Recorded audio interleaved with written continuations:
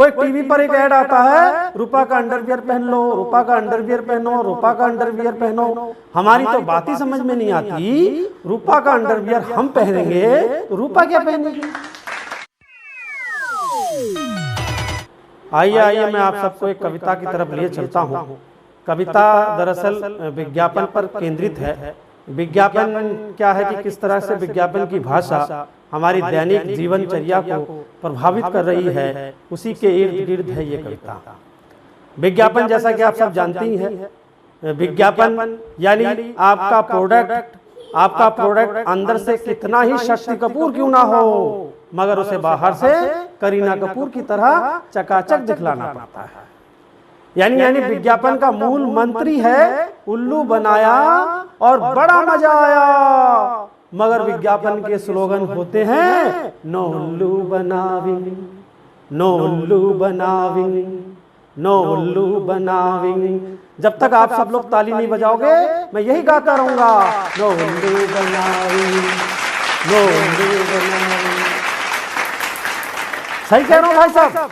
कैसे कैसे विज्ञापन को हमारे मोहल्ले का सबसे नल्ला लड़का, नल्ला समझते हैं ना आप लोग, नहीं समझते हैं तो इन कवियों को देख लीजिए। काम मैं कर रहा हूँ, नल्ले ये बैठे हुए हैं। अच्छा ये लोग ताली भी नहीं बजा रहे। मैंने तो उनकी उन कविताओं पर भी ताली बजाई जो हमारी समझ में भी नहीं आई। तो हमारे मोहल्ले का सबसे नल्ला लड़का भाई साहब 2 महीने के लिए मुंबई क्या चला गया कि सब लोग आकर कहने लगे कि नल्ला तो बड़ा आदमी बन गया, नल्ला तो बड़ा आदमी बन गया, नल्ला तो बड़ा आदमी बन गया। मैंने नल्ले को बुलवाया, मैंने कहा नल्ला ये बता आखिर तू बड़ा बना कैसे और तेरी कामयाबी का राज क्या है। नल्ला गुटखा खा गया था। गुटखा तो ये बोला हमारी कामयाबी का बस इतना सा फसाना, हमारी कामयाबी का बस इतना सा फसाना, मुंह में रजनीगंधा और कदमों में जमाना। सही कह रहा हूं भाई साहब। कैसे कैसे विज्ञापन, वो एक टीवी पर एक ऐड आता है, रूपा का अंडरवियर पहन लो, रूपा का अंडरवियर पहनो, रूपा का अंडरवियर पहनो। हमारी तो बात ही समझ में नहीं आती, रूपा का अंडरवियर हम पहनेंगे तो रूपा क्या पहनेगी। तब कहना पड़ता है भाई साहब विज्ञापन पर कि चारों तरफ मचा हुआ है भीषण हाहाकार। मैं हास्य के साथ व्यंग्य का कवि भी हूं, अगर बात समझ में आ जाए तो आप सबका आशीर्वाद देते रहना। कि चारों तरफ बचा हुआ है भीषण हाहाकार, कहीं सूखा तो कहीं बाढ़ का प्रचंड प्रहार, कहीं मैच फिक्सिंग तो कहीं मॉब लीचिंग से पूरा देश जल रहा है। मगर टीवी खोलिए तो पता चलता है अपने देश में तो सिर्फ फॉग ही चल रहा है। सही कह रहा हूं भाई साहब। नो उल्लू बनावी, नो उल्लू बनावी। जब तक ताली नहीं बजाओगे मैं नहीं गाता रहूंगा, नो उल्लू बनावी। सही कह रहा हूं भाई साहब। तो कहना पड़ता है कि अजब गजब ढंग विज्ञापन के और अजब गजब है खेल, कि अजब गजब ढंग विज्ञापन के, अजब गजब है खेल, और सदी का महानायक भी बेचते फिर रहे हैं घर घर नवरत्न तेल। अच्छा कोई काम सदी का महानायक करे, उसमें किंग खान आकर ना कूदे, ऐसा हो ही नहीं सकता। वो हमारे यहाँ कहावत है ना कि गिरगिट को देखकर रंग बदलता है। तो किंग खान साहब ने तो और लंबी छलांग लगा डाली और उन्होंने स्लोगन ही दे डाला कि इसको लगा डाला तो लाइफ झींगा लाला। हालांकि हमने भी लगाया ठहरा, मगर लाइफ झींगा लाला नहीं हुई दोस्तों। उल्टा चार्ज और रिचार्ज के चक्कर में जिंदगी जेब जरूर ढीली हो गई। आइए मेरी कविता इसी के इर्द गिर्द है। आपको सिर्फ इतना याद रखना है कि इसको लगा डाला तो लाइफ झींगा लाला। आइए मैं कविता की तरफ चलता हूँ कि क्या चीजें हैं जो आपके पास हो जाए तो आपकी जिंदगी, आपकी लाइफ झींगा लाला बन जाए। बस आपको सिर्फ इतना ध्यान रखना है और बीच बीच में आपको कहते रहना कि लाइफ झींगा लाला। कि जीवन में नई आस, रिश्तों में विश्वास, कि जीवन में नई आस, रिश्तों में विश्वास, गार्डन में पौधे हरे हरे, जवानी में सपने बड़े बड़े। कि जीवन में नई आस, रिश्तों में विश्वास, गार्डन में पौधे हरे हरे, जवानी में सपने बड़े बड़े, बचपन दादा दादी के पास और बुढ़ापे में झंडू च्यवनप्राश। यानी इतना इंतजाम अगर कर डाला तो समझो लाइफ झींगा लाला। यानी इतना इंतजाम अगर कर डाला तो समझो लाई झींगा लाला। नौकरी थानेदार की, जांच भ्रष्टाचार की।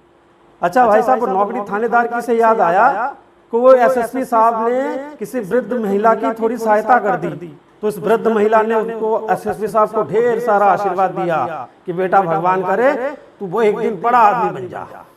एसएसपी साहब ने उससे पूछ लिया कि अम्मा कितना बड़ा बन जाऊंगा, तो अम्मा ने कहा बेटा एक दिन तू भी दरोगा बन जाएगा। तो हमारे यहाँ तो भाई साहब सबसे बड़ा दरोगा ही होता है। तब कहना पड़ता है कि नौकरी थानेदार की, जांच भ्रष्टाचार की, मोबाइल नए से नए एप्पल के, फ्रेंडशिप फेसबुक से जड़ा हटके, पत्नी नवरत्न तेल, ठंडा ठंडा कूल कूल।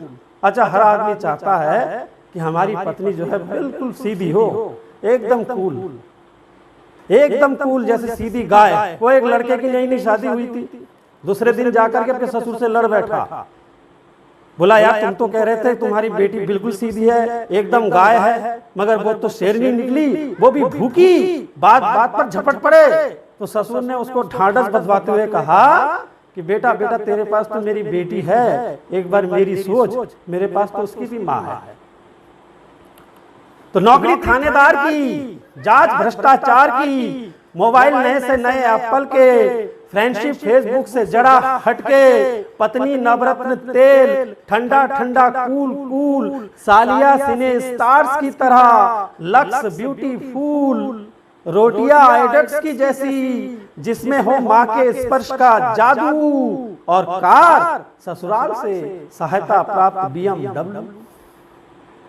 देखिए किस तरह के प्रोडक्ट चाहिए हमें जिंदगी लाइफ को झींगा लाला बनाने के लिए, कि रोटियां आइडक्स की जैसी, जिसमें हो माँ के स्पर्श का जादू, और कार ससुराल से सहायता प्राप्त BMW, और उस कार में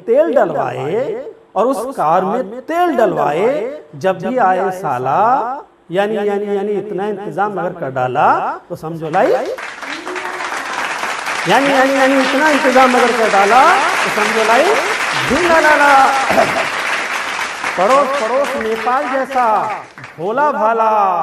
अच्छा, हर आदमी चाहता है हमारा पड़ोसी सीधा साधा हो, मगर पड़ोसन नहीं, कि पड़ोस नेपाल जैसा भोला भाला, और पड़ोसन MDH का गरम मसाला।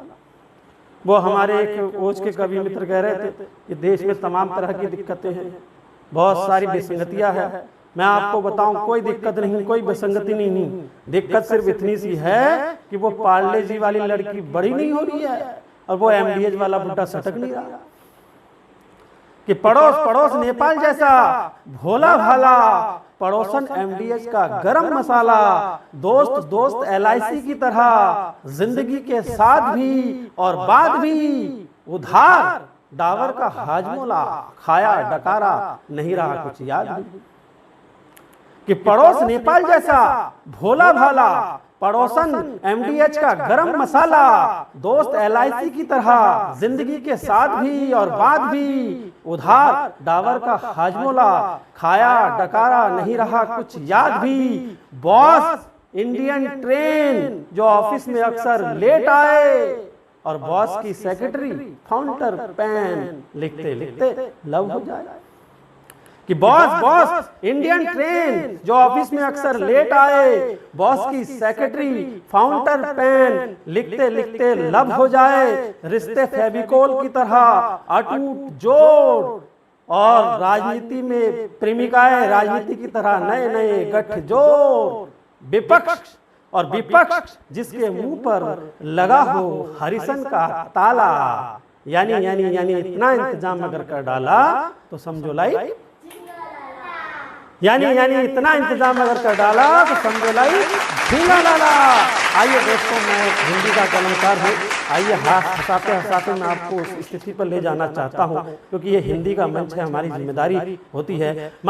मगर मेरे दोस्तों, तब मत कहना लाइव झींगा लाला जब किसी लड़की के सर से सरका नहीं दुपट्टा के लड़के कसने लगे फप्तियाँ, और इस देश के में स्कूल कॉलेज से ज़्यादा दिखने लगे वृद्धाश्रम की बस्तियाँ।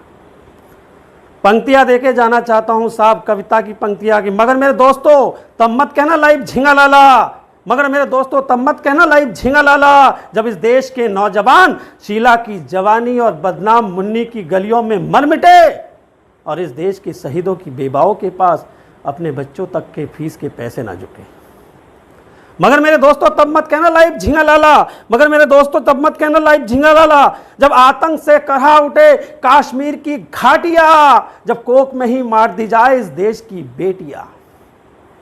मगर मेरे दोस्तों तब मत कहना लाइव झिंगा लाला, जब आतंक से करहा उठे कश्मीर की घाटियां, जब कोक में ही मार दी जाए इस देश की बेटियां, जब सत्ता के लिए दंगे होने लगे हिंदू मुसलमान में और वंदे मातरम भी सांप्रदायिक लगने लगे हिंदुस्तान में।